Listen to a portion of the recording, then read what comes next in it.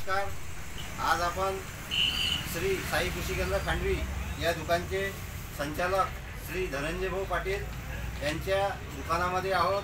भाऊंनी आपलं निर्मल बायोसंजीवनी आणि निर्मल रायदानिका हे मागच्या वर्षी मोठ्या प्रमाणात शेतकऱ्यांना वापरण्यासाठी दिले।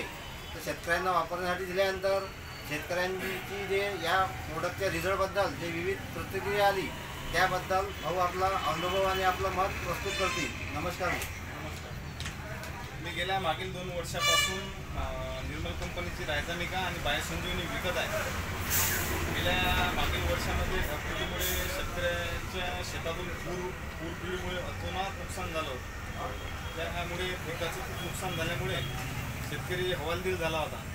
हवालदिल झाल्यामुळे शेतकऱ्याचं जे पीक आहे ते परत कधी मिळणार नाही असं शेतकऱ्याला वाटत होतं। त्यामुळे मी त्या सिच्युएशनमध्ये निर्मल कंपनीची रायदानिका आणि बायोसंजीवनी हे ड्रेसिंगसाठी केलं। ड्रेसिंग केल्यानंतर शेतकऱ्यांनी 4 ते 5 दिवसानंतर स्वतः मला भेटून हे सांगलं की जे पीक कधी येणार नव्हतं अशी आम्हाला 100% गॅरंटी बी येणार नाही म्हणून ते पीक 100% येण्याची आशा आता वाटत आहे असं आम्हाला भेटून सांगितलं। बरोबर आहे। काही जर कोण शेतकरी आश्चर्यचकित झाले। काही दिवसानंतर मी त्यांचा फॉलोअप घेतला।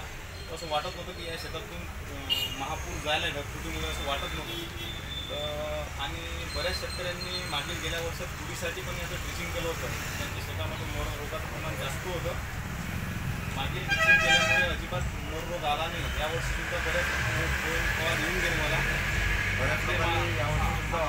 मागील वर्षी जे आम्हाला ड्रेसिंग दिलं ते आम्हाला यंदा पण तुम्ही द्या। त्यांना सांगितलं मी शेजारी जे शेतकरी होते त्यांनी केलं नव्हतं ते पण यावर्षी करणार। म्हणजे यावर्षी शेतकऱ्यांनी स्वतःहून येऊन दुकानात मागणी केली। आता यावर्षी सुद्धा तुरीचे भरपूर प्रमाणात ड्रेसिंग होणार आहे।